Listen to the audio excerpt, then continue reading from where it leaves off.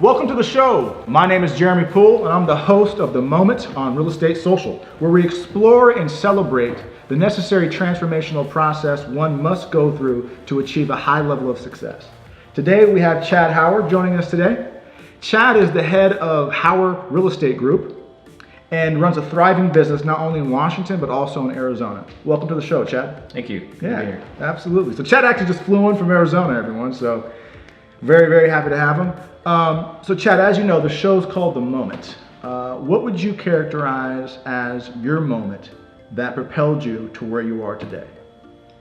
I would say there's a number of things. I wouldn't say it's necessarily one or two moments, a series of moments over a period of time. When I first got into real estate, the one thing I knew growing up is that I didn't want to be a real estate agent. Right. My dad was a real estate agent for 44 years, and I saw everything he did and knew that I wanted to have no part of that whatsoever. For you. Yeah, so I actually wanted to be a firefighter. And so I was going through the fire academy and went through, I was volunteering, living at the fire department on the weekends and working for my dad in the background in real estate during the day. Yeah. And he just convinced me to get my license one summer. I decided, okay, I'll do it after him wanting me to do it for a while, just to kind of humor him. And then, so I was doing firefighting, or real estate during the day, firefighting at night and weekends. And the more I did both, the more I realized I actually really enjoyed real estate.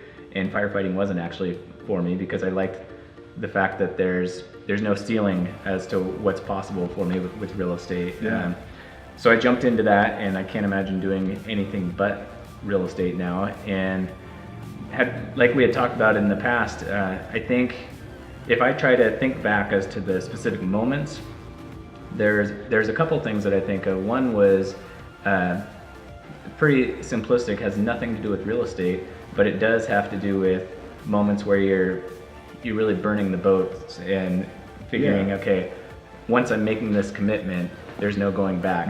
So you got to figure it out. And part of that for me was putting on a fireworks show out at Mason Lake. And I remember my dad and my brother and I all were going to a Mason Benson Club event. And there had been this amazing fireworks show for my entire childhood. It was on the 3rd of July. Okay. And I had all these awesome memories of fireworks, and you'd see all the boats come around on the lake, and you could just see green and red bow lights light up the whole lake, or you could basically walk from one side of the lake to the other. Wow. And that stopped one year because the family that had done it, they had gotten older and decided that they wanted to go to Hawaii, and their time with it was over. So that summer it was just total darkness on the 3rd of July, and it just crushed me to think that my kids weren't going to be able to have that same experience that I've had. Wow. And so we pulled up in the parking lot to this community Mason Benson Club event, and I remember my brother actually saying, "We should bring back the fireworks show." And he's always been kind of a big idea kind of guy, and I'm more just kind of the realist person. And I remember just being like stressed and overwhelmed by the thought of it. He was like, "Let's do it," and I was like, "That seems like a lot of work." But then there was this feeling in me of how much I would regret it if my kids weren't able to experience the same thing that I had experienced. And through all that, there was this moment where it was like just this heavy stress of like, oh shit, am I really gonna do this? Like, I said I was going to, so now I have to. Yeah, so I was like, okay, let's do it. And so we walk in and kind of declare like, yeah, we're gonna bring back this fireworks show. And what that meant for me is I was needing to sign on a contract with a professional pyrotechnics crew for $25,000 that I alone was going to be responsible for paying up if I didn't come up with funds from the community to do it. So that was one of those things where, okay, I was all in, I got to figure it out. And it created tremendous stress. And one of the things I've really learned throughout my life is that stress is not an unhealthy thing. Yeah. I think a lot of people look at stress and think, I want to live a stress-free life. Yes. But we're wired actually to, if we can feel that stress and know it's a trigger for an opportunity to really do something greater, and there's a reason that we're wired that way to feel that stress. Necessity. Yeah. And so that stress of feeling like I'm gonna have to figure out how the heck I'm paying for this show was what drove me to make sure I was getting on the phone, getting out in the community, showing up to homeowners association events. Yeah. You know, my wife did an awesome job of designing like all sorts of t-shirts and sweatshirts each year. That's great. That we could sell to the community to help raise money for it. So doing things like that really made a huge difference. There was, if it was as simple as, yeah, this would be cool, we should do this, but not having to sign that contract of I'm committing to $25,000 and telling all these people ahead of time that this is what we're going to do. Count on me, we're going to bring it back. Kind of let's do this type of mentality. It would be a totally different thing. I was reading, I was just reading today the importance of, there's a huge difference between a 98% commitment to something and 100% commitment to something. When you only have 98 or 99% commitment, it's so much easier to not do the little things that are required to have success. Whereas if you have 100% commitment towards it, it's just like, it's cut and dry. This is what you're doing. Right. It just simplifies things. Less thought involved in it. Blinders on. Yeah. We're going there. It's going to happen. It has to be done. Yeah. Burn the boats. That's it. Exactly. So I think that would be kind of defining moment. From that, just being involved in the community and having those conversations, just coming from contribution and people appreciating what I was doing for the community, because other people felt the same way, that they loved that fireworks show. Absolutely. And then they knew that I was in real estate, just kind of as a side note, and that turned into me having the vast majority of market share for Mason Lake. So when people had a home that they were wanting to buy or sell in Mason Lake, they knew Chad's our guy. We got to talk to him. He knows everybody. He knows what's going on. Yeah. So I mean, obviously there's a level of professionalism and reputation that has to come alongside that to support it, but it wasn't by any means just the fact that I was the best at what I was doing in real estate that created that. Right. The moment was committing to doing something. Yeah. And Chad can do it. Chad cares. He cares about the community. Yeah. If he puts his name on something, it's gonna be top notch. It's gonna be quality. That's amazing. I actually never heard that story. That's spectacular, man. Yeah. So I'm sorry. Continue. Yeah. So I would say that was a pretty big moment. Another moment to add on to that, which just recently, which I think goes to the fact that I don't think that there's necessarily one defining moment, but a series of moments throughout our lives. Right. And we build and we get stronger and stronger and more confidence each time. I've just had this tremendous level of strength come through me just over the last 6 months, beyond the strength that I ever had prior to that. And it was, so my family and I, we moved to Arizona in September. Yeah. And I go back and forth pretty much each week between Washington and Arizona for work. Yep. And then we'll live in Arizona again this summer. We'll all move back in May. And so pretty big deal. A lot of people were saying, you're crazy, that's stupid, why would you do that? Yeah. We're doing it to be closer to family. Both my family and my wife's family were all there. Gotcha. And really valued the importance of that, knowing that no one's promised a tomorrow, and let's make the most of the time we do have together. And so my right hand gal, who's kind of holds down the fort and makes sure everything's running smoothly while I'm traveling back and forth, she ends up telling me that she needs to give me her resignation because she's moving to North Carolina to be closer to her family. Which was not at all in the plans. She's like super loyal, amazing gal. Yeah. I was just like struck, like what?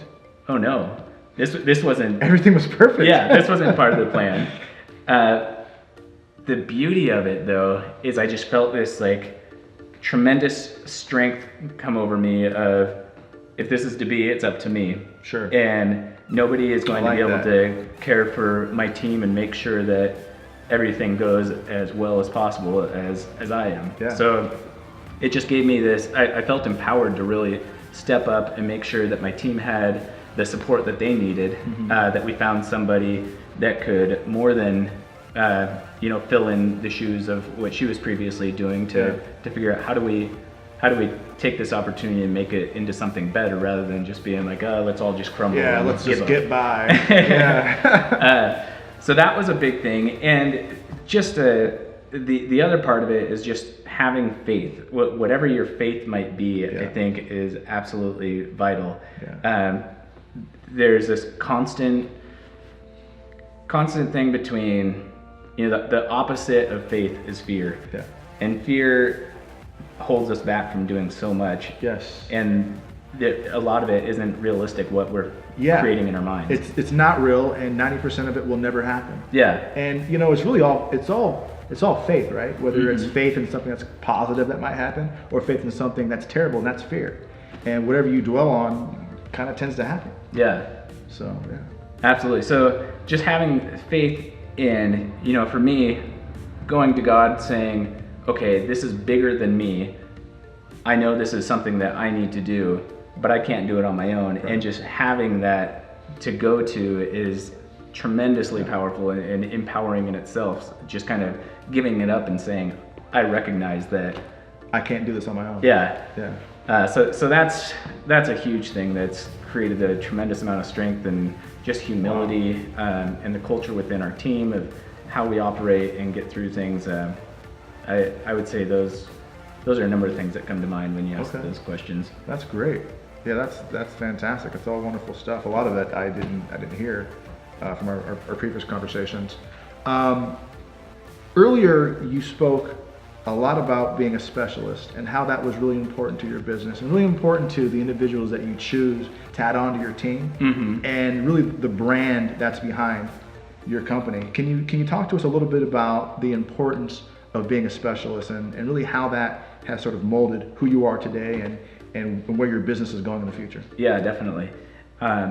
So over the years, as you kind of take each step and build a little bit more confidence and have more courage to face fears and just go for it, I think a big part of that comes with being able to have clear focus on what you're going to achieve. So for me, within our team, we're constantly talking about focus. What's the plan? Let's focus. Let's be consistent. And if you're trying to do a million different things, like the average real estate agent is, just like a one-man show, trying to do it all, there's a very, very, very high likelihood that you're doing a lot of it not at the best possible level. So we've really broken down our team to be able to be specialists. So we've got our buyer's agent specialists, our seller specialists, our back office, operations side specialists, all of that set up so that we can be singularly focused on the specific part of the business that we want to excel in, that's going to make a better contribution to the whole client experience and to our counterparts on the team. So it's really focusing on two parts: a world-class client experience as well as an internal world-class experience for our team. That's very good. Awesome. So let me ask you another question. Knowing what you know now and all your experience that you've gained, if you had the ability to go back in time and give yourself one piece of advice, what would that be? And at what point would you give yourself that piece of advice? I would say it would be to hire more support sooner. So I've been doing this full time for 13 years now, and I didn't actually make my first hire until like 7 years in. Wow. And that whole time, I was getting busier and busier each year, but it got to the point where I was realizing that there was so much missed opportunity where I wasn't doing things at the highest level that would be possible if there was more support. And there's this myth that nobody can do it as good as I can do it, or as good as you can do it. And the reality is, there's a whole heck of a lot of people that can do it a whole heck of a lot better if they are given the ability to focus on that. So hiring sooner and just putting your ego, off to the side and doing whatever you can not to have your ego involved, because there's just so much opportunity. And if you look at things that it's all got to be me, you're not only cheating yourself, but you're also cheating so many other people in this world. And I see it as an opportunity of how can we all humbly come together and help one another out. And as as the tide rises, you know, everyone in the boat rises together. Yeah, absolutely. I completely agree. My goal with the show, with this company, and with my life really is to find what it is that I enjoy doing best, what I think I'm the best at, and try to spend the majority of my time doing that. And then just find great people around me who can do all the things that I quite frankly suck at. I'm sure there's a ton of stuff. But you know, I think that's it. Chad, thank you so much for your time. Yeah. Thank you for watching, and we will see you again next week.